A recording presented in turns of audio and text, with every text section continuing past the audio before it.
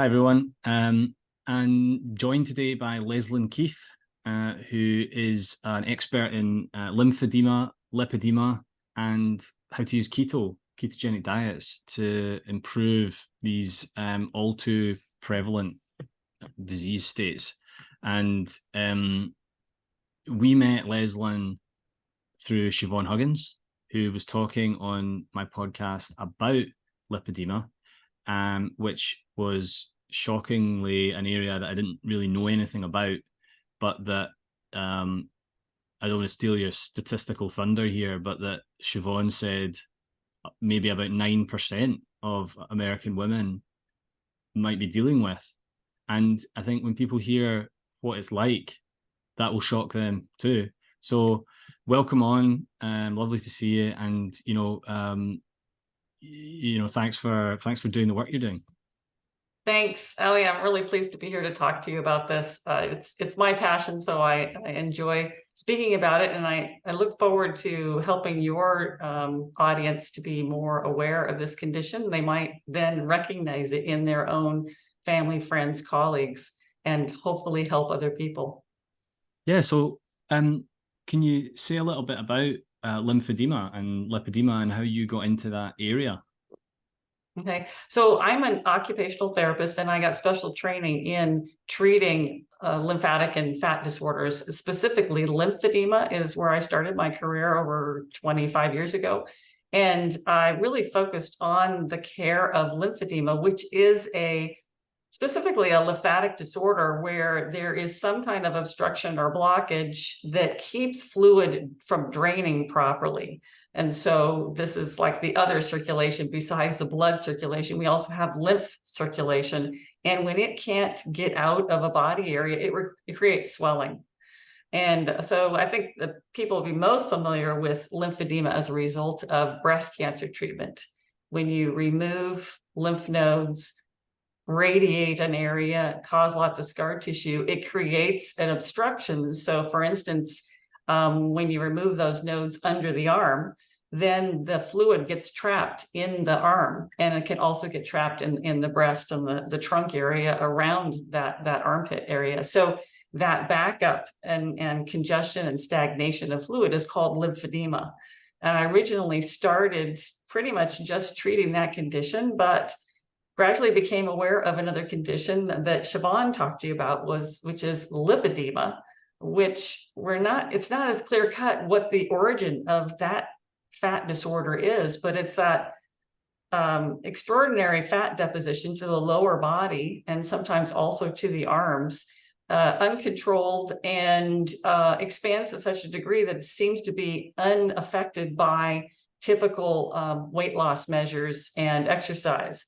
And then we get lymphatic disruption and pain and all kinds of things along with that fat expansion. But because of the lymphatic component to it, it was a condition that was also brought to my attention, and I've been treating that for quite a few years as well. But I would say around 2011, 2012, I became aware of a ketogenic diet, and just in general, how it was beneficial and probably the most effective for losing weight. But I started looking at it, well, it's good for losing weight, but is it also good for the lymphatics? Would it be good for people who are suffering from lymphedema and lipedema? And that just took off from there. Yeah, so did you try it for yourself? Did you ever suffer from lipedema or lymphedema, if you don't mind me asking? What was the test for keto there? Yeah, and yes, I have done it myself. I do not have lymphedema or lipedema. In my immediate family, had people that were hypoglycemic and probably pre-diabetic. And so we were exploring different ways of eating to address that. As we were doing that, we found, this was from the research of Eric Westman and others, that this was the most efficacious method for losing weight. And at the time of my practice, probably 80% of my patients had obesity and morbid obesity along with lymphedema and lipedema. So I thought, okay, well then this could be something that could help my patients address the obesity, not even thinking about addressing, the conditions that I was most involved in treating, which was lymphedema and lipedema. I thought, well, this would just be a good weight loss method for them. And so I, of course, used it myself, adopted it in that time period, 2011, 2012. And I thought it was a fantastic way of eating and lots more energy, didn't have to stop to eat lunch, so I could work through lunch, and just enjoyed that. And so then I started introducing it to several of my patients, several of them that I started with the ones that were morbidly obese. Because again, I was thinking of it only as a weight loss measure, not as a general health measure. And so I started introducing to them, and several of them were willing to try it. Others were, you've probably experienced this yourself, others were, are you sure you're not just trying to get rid of me? Are you trying to kill me with this way of eating that is opposite of everything we've been told is healthy? So, but the ones that were able to try it had spectacular results. And of course, their lymphedema and their lipedema also improved, but I thought it was just a function of them losing weight. And then I had several patients that said, well, I don't really need to lose weight, but I'm just wondering, because there's lots of fat in my lymphedema arm, the arm was secondary to breast cancer treatment. There's lots of fat that got deposited in that arm, but I'm not overweight otherwise.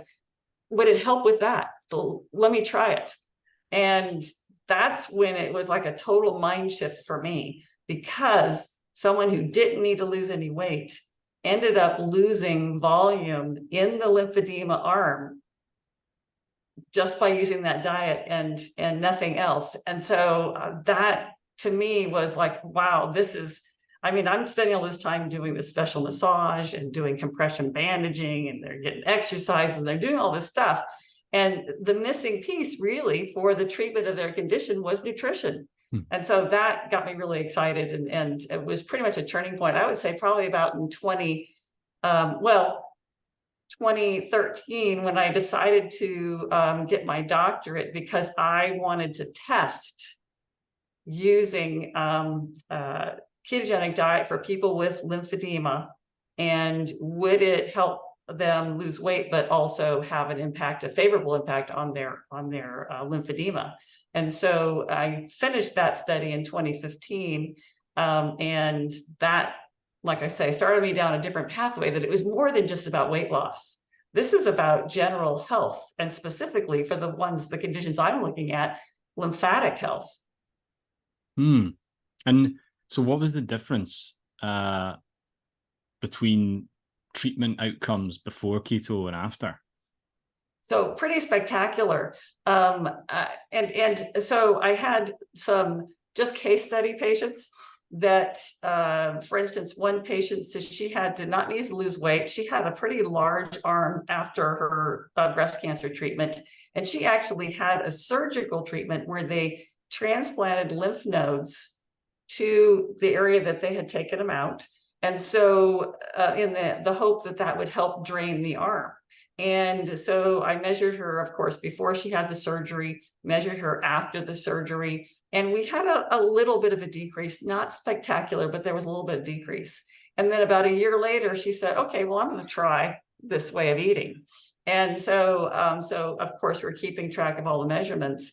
And then, so prior to starting keto, and then I would say probably about 6 months of keto, measurements again, and it was more of a decrease than after her surgery. Now, that surgery could have augmented what she did with the diet. We don't know, but anecdotally, it seemed like she had a greater response to the diet than she had to the surgery. So I had lots of patients like that were using the way of eating with, maybe they needed to lose 10 pounds at the most, but definitely, so they were overweight, but not obese or morbidly obese. And they were just getting this huge impact on the areas that where they had their lymphedema. And in my own study that I did, I was actually shocked that I had 10 people, and I thought, I'm just going to tell them why they should eat this way. And of course, they're going to do it. So naive. So actually only 6 of them decided to do it and the other 4 did not. And that didn't compute to me. I mean, why would you not do it? But that's human nature. We are not all going to do something just because the science tells us that that's what would be better. And so those 4 people were super apologetic to me. They said, "We've just ruined your study." I said, "No, you've actually made the differences even bigger." Because before I was just going to have 10 people all doing it and they would be their own control. But it was now these 4 people where it really gave a comparison to using keto and not using keto. And in 10 different outcome measures, the difference between those 2 groups was astounding. And that I think that was the first human participant study on keto and lymphedema. And now there's been much more since then. And still, because we can make an animal model of lymphedema, they still want to do lots of animal testing.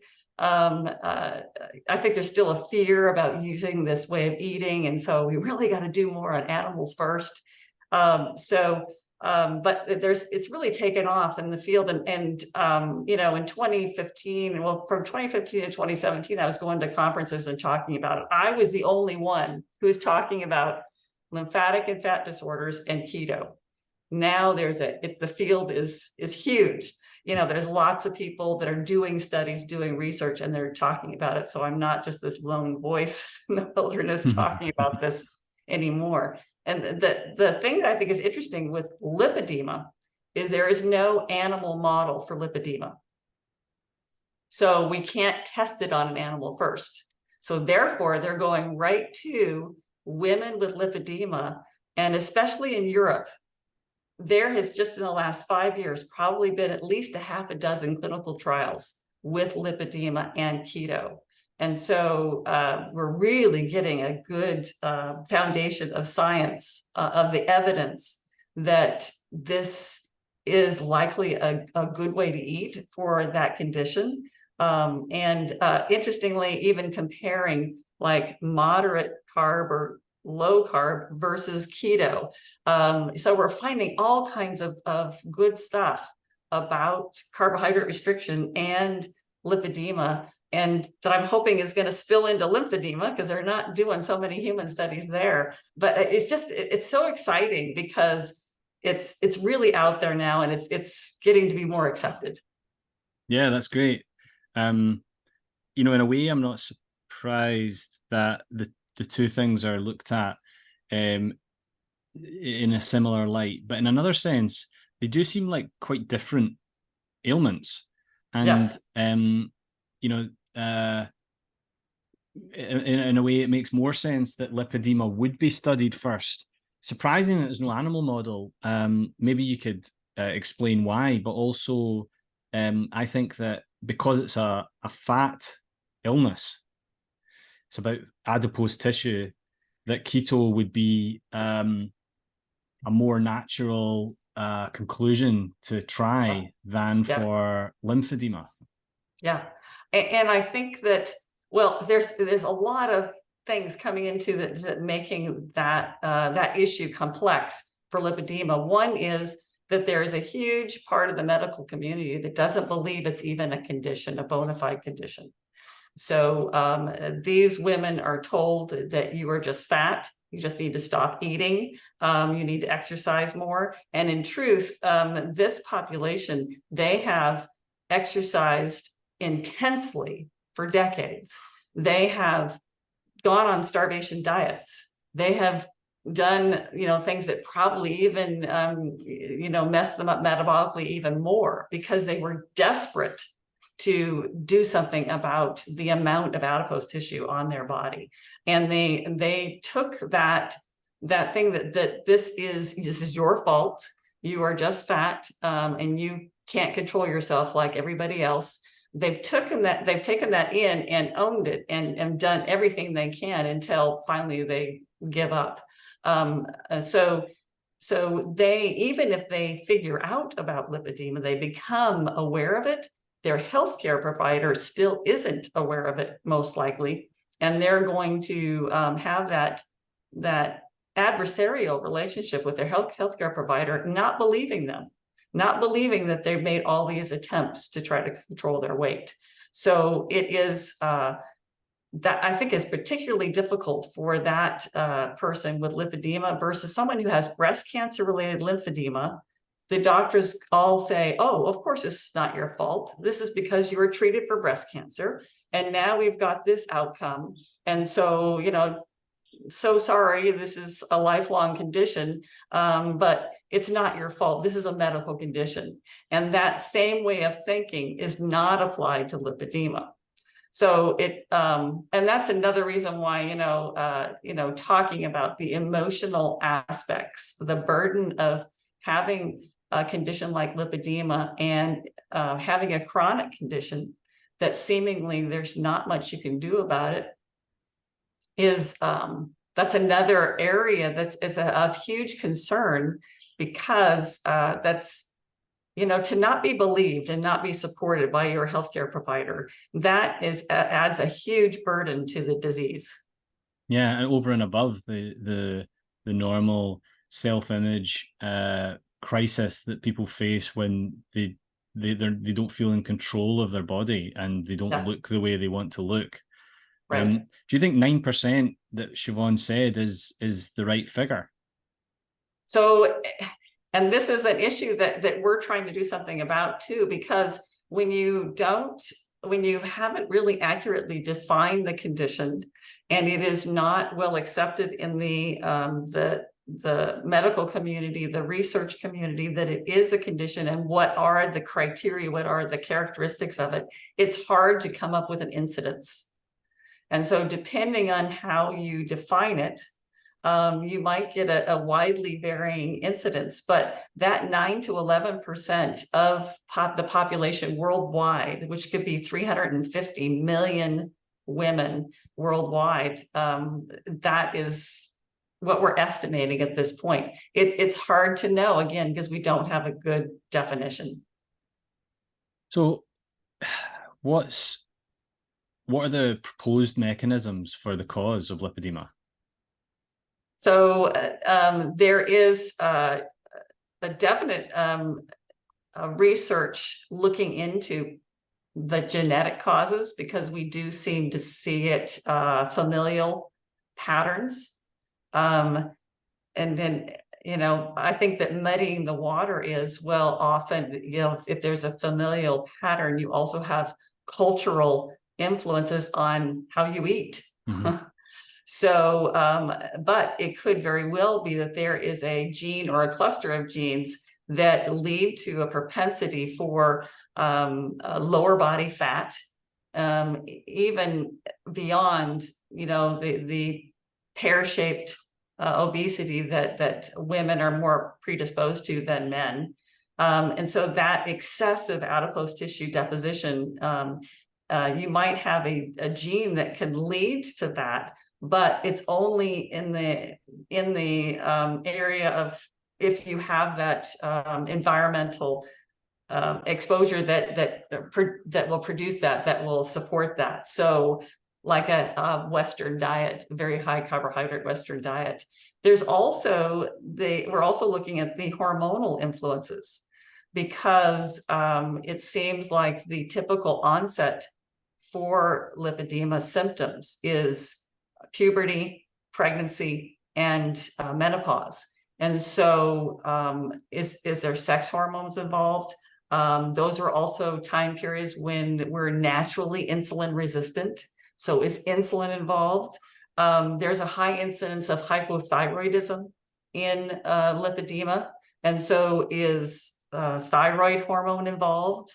And so it could be, a cluster of genes. It could be a combination of different hormones that are doing it right now. Again, I think the one thing that's stopping really good research on lipedema is that we don't have a clear definition of what should be the inclusion and exclusion criteria for women to be studied. Well, how do we say that you have lipedema and you don't? So we need to clearly define that so that we can do studies. And typically right now, even with not knowing that perfectly, there's very small sample sizes. But if we all agree on particular inclusion criteria, then we can mass all these studies together and maybe learn even more. But at this point, it's you're massing together apples and oranges and pears, so that we are not really, you can't really get good data out of that. What are some of the proposed inclusion criteria? So it's actually right now, in the last 5 years, there's quite a disagreement in the lymphology community about it. And there is definitely a faction that says that the term, the title lipedema is actually a misnomer, because there is no edema in lipedema. It's a fat disorder and there's no lymphatic involvement. There's no swelling. That is not, I'm a member of the community that says, no, there's a definite lymphatic component. So, I mean, so it's something as basic as that there's not agreement on that. And I think that there's mounting evidence that there is lymphatic component because of specialized imaging techniques, that we can see excess fluid in the interstitial space. We can see anomalies and impairments to lymphatic functioning. So I think that there is evidence to that, but it's not solidified. And so there is lots of areas of contention. There's also a faction that says that women with lipedema all have a mental disorder, and that mental disorder caused the fat to proliferate and the condition to develop, which I think a lot of women with lipedema find that particularly offensive. But there definitely, that is another faction. So it's quite a bit of disagreement, and sometimes at conferences it can get quite contentious. But I think that you need to have these arguments and disagreements, and you need to get them out there so that more people are involved in the discussion and can help us learn and to come into better conclusions. Mm-hmm. Is there typically scarring involved around fat tissue and lipedema? Yeah, in lipedema, there is definitely scarring and fibrosis that develops in the later stages. And sometimes even in not so later stages, you can see, if you've ever seen a picture of legs that have lipedema, the skin appears dimpled, kind of mattress-like. And that is, we believe, because of the scar tissue binding down the tissue in the skin in various spots and not in others. And so it can look very lumpy like that because of the scar tissue.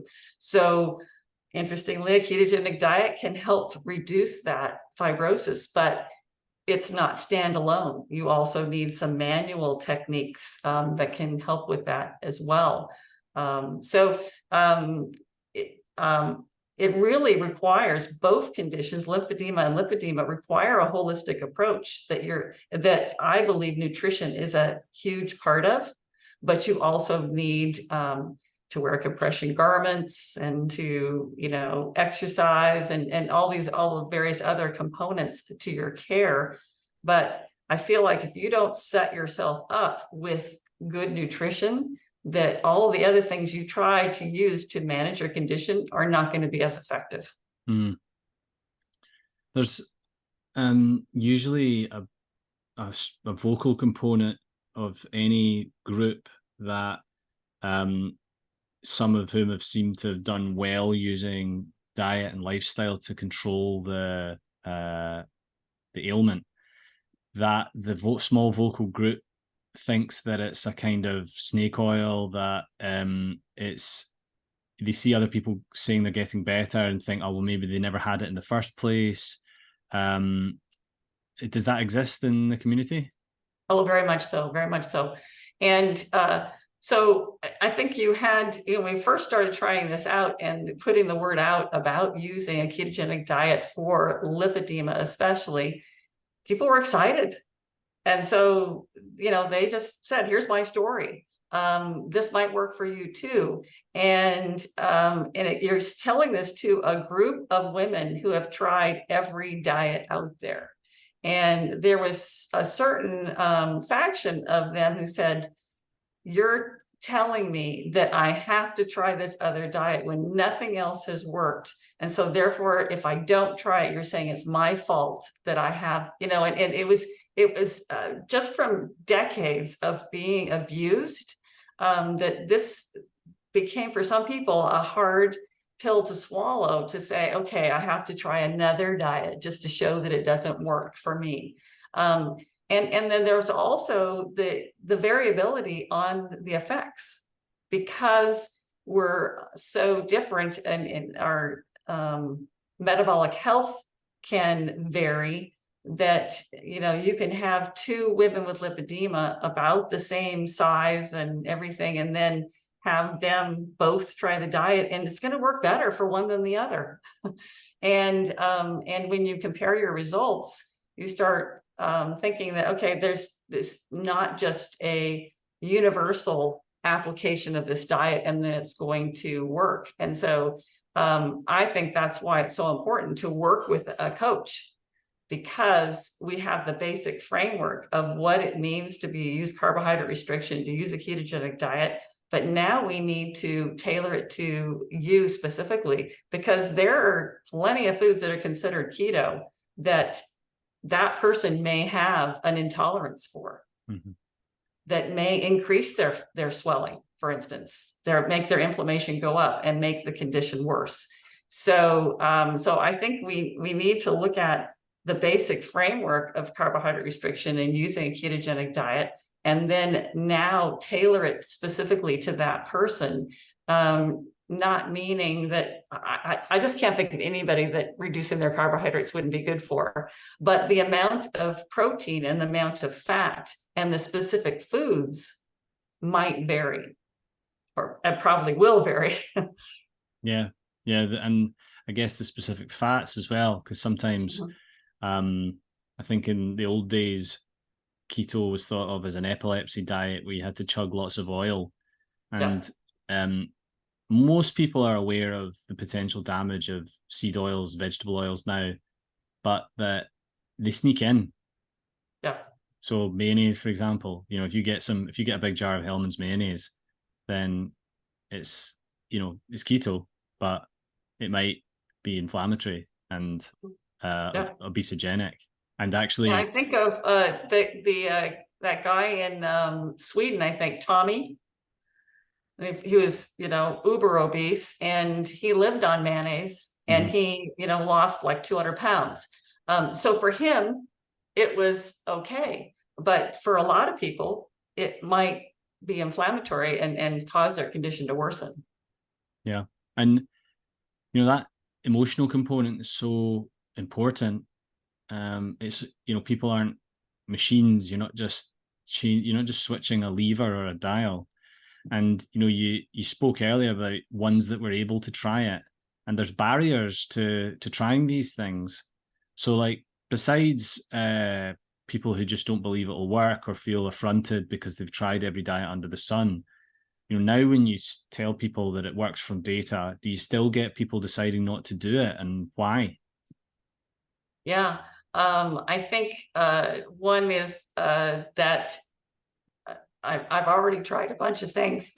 Don't make me have to try something else. I'm accepting the way my body is. I'm going to manage it the best I can, and I'm not going to go that direction. The other is that I think that we live in a very plant-based society for the most part, and there is a definite fear of animal-sourced foods. There is a huge faction of the population that even for religious or other reasons, cultural reasons, that they're going to only want to do a plant-based diet. And so they're going to say, okay, so I'm going to do a ketogenic diet, but it's going to be vegan. And which I think is impossible, very, very, very hard. And so then they don't get the results. So then, therefore, okay, for me, a ketogenic diet doesn't work. And I think it is really based in that fear of eating animal-sourced foods, fear of fat in a lot of cases. Although even in the lipedema community, when we know that using low-carb, high-fat is so good reducing adipose tissue, there's a variability on how much fat you should consume when you have lipedema because of the lymphatic component. And so, you know, if they go overboard and really have a lot of fat in their diet, it also, again, may not work. And so they feel like, okay, that's proof that this is not working for me because I did the diet to the letter and it didn't work. Matter of fact, it caused increased abdominal bloating or whatever. So we had no idea what we were doing. So we just said, we use that epilepsy diet. We said, do it like this, try it out. We don't know. and people were trying it and a lot of them were successful, but some, you know, were not. And again, they took it on themselves. They said, well, it's my fault. It doesn't work for me. And so I think we've learned from that it really takes coaching from a keto expert to help someone find their way within that framework, because there is going to be such a huge variability and a huge of, you know, just even your preferences, what you like. I can't tell you how many patients that have told me, I get nauseous looking at fat on my plate, you know? And so you have that visceral reaction to what you think you're supposed to try eating, and that's not good. So we need to work with those personal needs and preferences. Yeah, that's huge, isn't it? To make it sustainable, you better like it. And there's always something that people can find that they like. Whether they think that it's good for them is another thing, isn't it? Because Yes, like you yes. say, you know, I've heard clients say, you know, red meat just doesn't agree with my system. And I wonder sometimes whether there's a downregulation in stomach acid over years of not getting enough nutrition. Right. You know, there might be small intestinal bacterial overgrowth. There might be, you know, all sorts of other things that make it difficult to digest food. And so they've found themselves in a position where they're more comfortable eating whatever feels, there's no pain or, you know, but actually they're missing out on a lot of nutrition as a result. And it can be hard to suggest to people that there's a way back from that. Yes. Yeah. And you also wonder about the addiction aspect, that is quite a barrier, a physical barrier. I think that people may think that that's only an emotional or mental barrier, but there is a biology to it. And I think that always wanting to go. I was just talking to a person that was, he said, I was okay giving up alcohol, I was okay giving up sugar, but I can't give up my coffee. And so what is it in that drink? And he said, I haven't been drinking it for 6 months. There's not a day that goes by that I just wish I could have a cup of coffee. So, but he has found that whatever it is in the coffee, the caffeine or whatever, causes a bad reaction to him. So even though he has experienced that bad reaction, that urge, that compulsion to have it is still there. And, you know, and that is, I believe, a biological situation that causes you so much mental distress that we call it a mental thing, but I think it's rooted in physiology. Yeah. I like what Mark Twain said about smoking. Quitting smoking's easy. I've done it hundreds of times. That's right. And I've definitely had an issue with food and cigarettes in the past in that regard. And, you know, I worked with Jen Unwin on her Clubhouse about food addiction. And she's got a brilliant book about that, Fork in the Road. And well, and would you say food addiction or particular foods? It really varies. You can't be addicted to all foods because we need to eat. Yeah, exactly. And that's why some people have an issue with the term addiction, because it is different from a drug addiction. It you know, some people who feel addicted to certain foods, they kind of lament the fact that they can't just stop eating. You know, maybe they're in a 12-step program for alcohol or drugs or something else, and they don't need those things to live, so they can get used to it. It's hard, but you have to Doing eat. abstinence, yeah. And you know, it's a messed up situation, because evolution would have been silly if it hadn't made healthy food moreish and delicious. But they but we've gamed that, haven't we? So that there's foods that and you know and drinks and that are drug like you know, and are drugs like coffee, tea, and we get very attached to them physically, and we build up dopamine pathways around the anticipation of doing it. So that the anticipation of doing it is really where a lot of the dopamine's derived from, rather than the act. And then the physical effects of doing it afterwards. And it all just reinforces so heavily. You can build an identity around these things. And when you look at the list of things that people often have to give up: bread, pasta, caffeine, sweets, anything with sugar in it, and then sometimes even, like, you know, more triggers. Dairy is a big one. I don't know if you find dairy for lipedema and lymphedema are big triggers potentially, but all those things, and it can seem like there's nothing left. Yeah. I have found, though, that if they don't have a barrier to eating meat, that and animal source fats and stuff like that, animal proteins, that they do discover that the satiation and the wonderful taste of those foods, that they don't miss the bitterness of many plants. So I no longer have to eat kale or, you know, all that actually are low carb, but I now can really focus on the things that taste good to me. I've had a couple patients that are thrilled that they now can have bacon and not feel bad about it, because they like the taste of it. So I think it does help to listen to your taste, and hopefully have, you know, then a compulsion, a desire to eat those things that are actually going to be.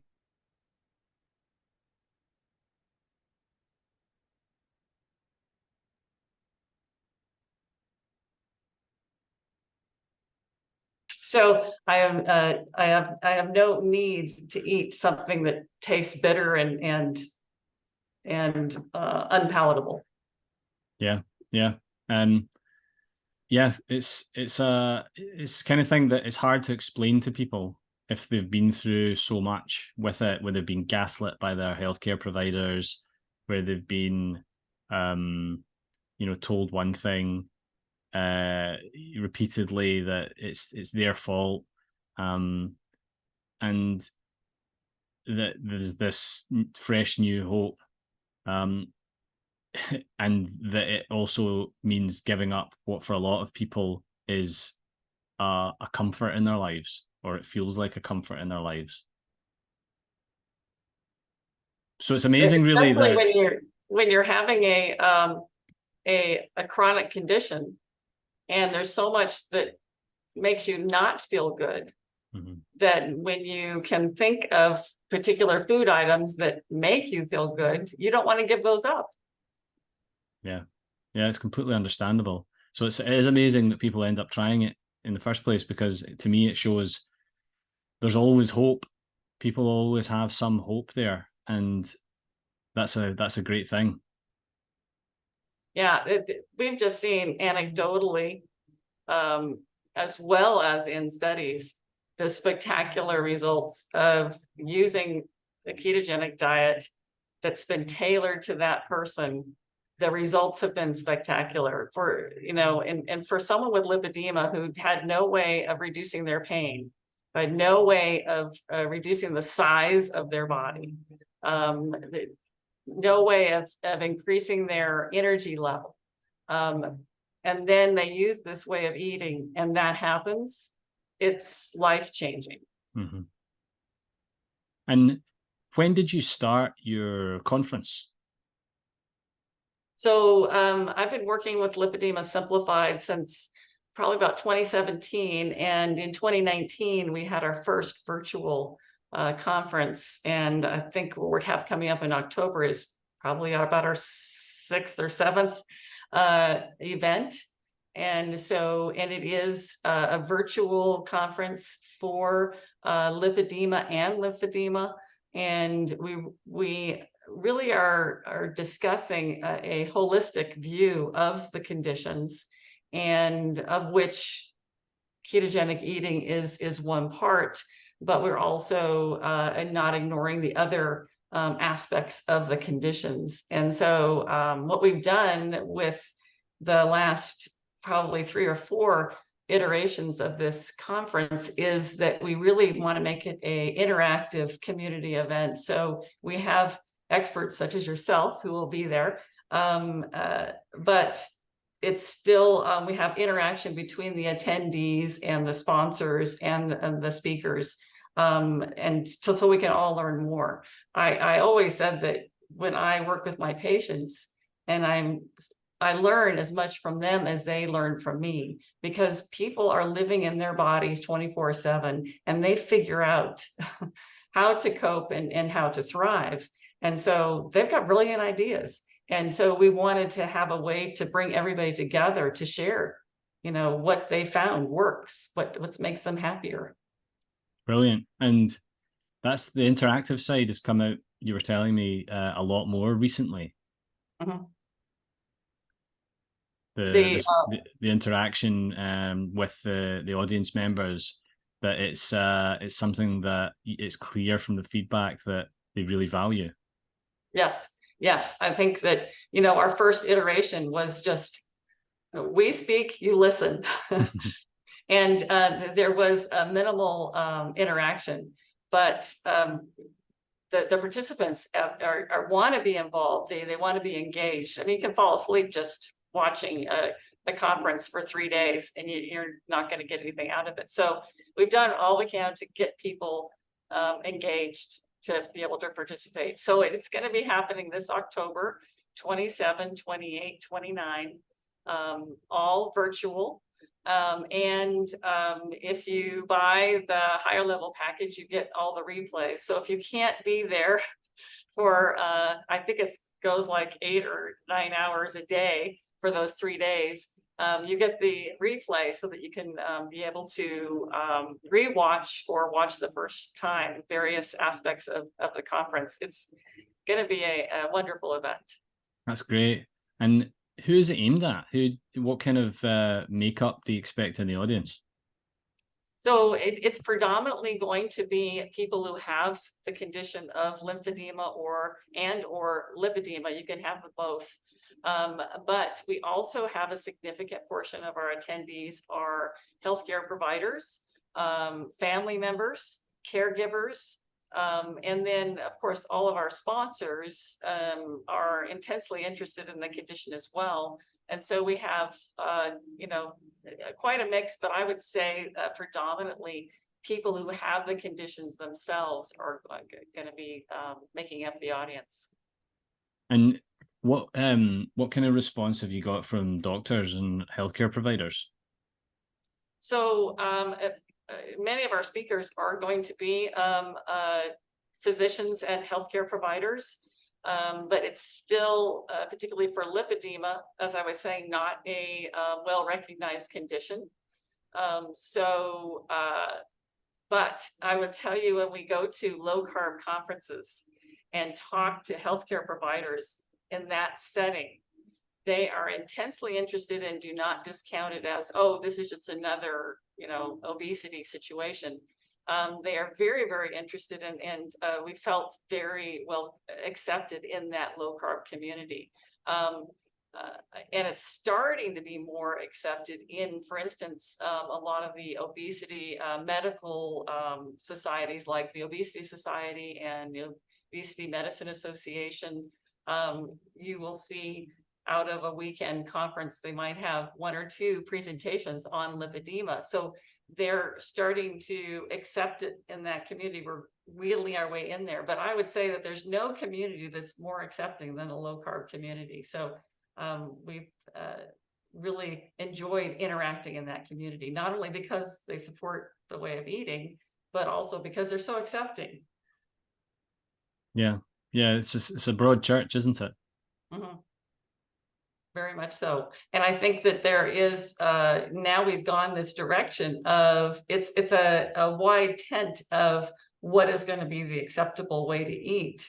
I think with the foundation of restricting carbs, but now where do we go from there? Do we need to have electrolyte supplementation? Do we need to have certain types of fats? I mean, that is, the low carb community seems to be open to those types of discussions and variations. For sure. And, you know, Siobhan's very sort of curious and careful person around that sort of thing, and very open-minded about what might work, and, you know, novel spins on ketogenic diets. Yes. Siobhan does incredible self-experimentation and takes very careful documentation data on what she is doing.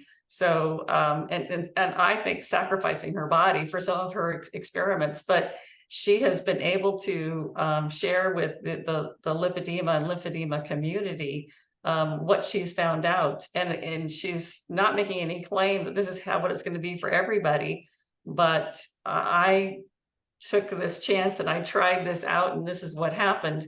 And some of her experiments, like I say, I think were pretty hard on her body, but she learned a lot from it, and we are lucky enough to benefit from what she learned.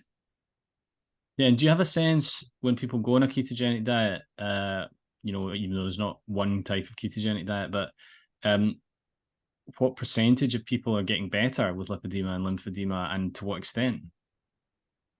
I would say, so let's look at just, we have a Facebook group, ketogenic, what is it? Keto for Lipedema Lifestyle is our Facebook group. We have about 14,000 members. And I would say probably about 90% of those members have had some type of success. Whether it is, you know, for just the pain reducing or whatever. So they've had some type of success. It may not be the extent or the type of success they want. And I would say the number one type of success that they want is to lose weight. They just want to see the scale go down. And really, you could see the scale go down with any way of eating. You just, you know, any kind of starvation diet, the scale will go down, but will you be healthy? And will you lose fat on your lower body if you have lipedema? And I say no, unless you restrict carbohydrates. But unfortunately, even in that group, the Keto Lifestyle for Lipedema Facebook group, if they don't see the scale go down, even though the pain is better, their clothes are looser, every energy is better, all those things are good, but the scale has not gone down, they are very disappointed. It wasn't the outcome that they were looking for. And so, and I know this is probably something you do in your coaching, is that you're trying to get people to look at all different aspects of success. It's not just measured on the scale. That's a hard thing for our very scale focused society. Yeah, absolutely. And for some people, when we start the conversation in the first session, they're quite tentative because they think the process is going to be, this is what I'm telling you to eat, and this is how we're going to measure your success. And when I ask them, what do they want to eat and how do they want to measure the success, then sometimes they're taken aback because they didn't realize that might be part of the process, you know. And some people don't want to use the scale. Some people are so traumatized by thinking about things in pounds that they just want to use kilograms, or vice versa. Or they're quite happy at measuring their waist circumference because they've never done that before, so they don't have all that emotional baggage around it. Yes. Or they just want to think about a particular garment. You know, a lot of people have this kind of salad days garment that they just want to fit back into. Yes. And when they do, it's such a great moment. Mm-hmm. And there's all sorts of different things, and you get no idea until you ask someone why they Yes. feel the way they do about their weight, about their body in other ways, Yes. about food.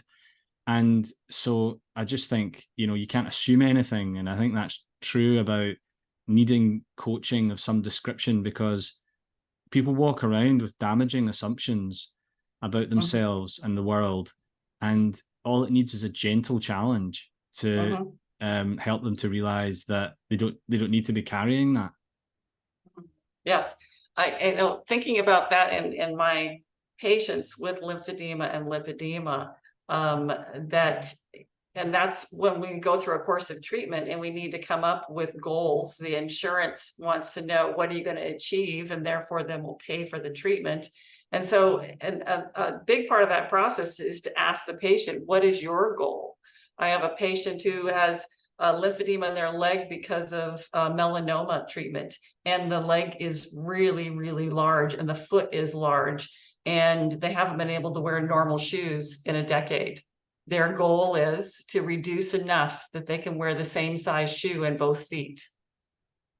Fantastic goal. And that could be for a woman with lipedema, that her whole life she's had such huge legs. Foot is small, but the calf is so huge. She's never been able to wear those fashionable boots that all her girlfriends wore, these nice, knee-high boots. And so her goal is, I want to wear a boot like everybody else. And so that, like you're saying, having those kinds of measures, that it's not the scale, and it's also something that they came up with themselves. This is what means something to me to achieve that. Yeah. And there can be a hard time coming to terms with the reality of some damage that won't go away, I guess. Yes. Because the nature of lipedema and lymphedema is sometimes that there's a limit, right, to the Yes. recovery possible. Yes. Yeah. And so, there is, at some point, there's irreversible tissue damage. And so we've seen women who were, advanced stage lipedema, very, very large, and they, on the scale, might have lost 150 pounds. They still have a pear shape to their body. Their skin has been stretched to the degree that it's now saggy and loose and maybe not what they would consider sightly. And so you get to a certain point and yes, you're healthier and you're smaller, but it's not like a complete reversal, like you have no evidence that you ever had lipedema. And that's unfortunate, and why we want to get people aware of the conditions and get them the proper treatment much, much sooner. One reason why they're looking for a gene is that, so my mom has lipedema. Can the daughter get tested and see if she has the propensity to develop lipedema as well? Those types of things that can help us address this early and quickly, and maybe not even put someone in the environment that they would develop the condition. Yeah, well, more power to you in your work. I'm really glad to be able to speak at the conference at the end of October, and looking forward to it. And I'll be talking about my experience of the mental health benefits of using ketogenic diets and some of the subjects around that. So where can people find your work? You mentioned the name of the website earlier, or the name of the organization. Yes, so there's a couple of websites. One is Lipedema Simplified, so it's lipedema-simplified.org. And then our nonprofit arm that really focuses on research is Lipedema Project.org. And so I'm assuming you'll probably have links to both of those. I of course love talking to people. And if anybody has any questions, they can contact me at my email, which is leslyn@lipedemaproject.org. Happy to help people get the resources and everything that they need to get the better care, more awareness, more information. That's what we're all about. So those two websites, come to our conference, email me. I'd love to talk to people. Brilliant. Well, I really appreciate your time, Leslyn, and thanks again. Thank you so much for having me. Thanks everyone for listening or watching the Ali Houston Transforms podcast. Please hit subscribe where you're watching or listening so you don't miss out on future episodes. Please do leave a review. It takes about 10 seconds and it really helps to get the messages out there. And if you or anyone you know could benefit from a mental health tune-up, then head over to metsci.com, where myself and psychiatrist Dr. Rachel Brown coach you to better mental health.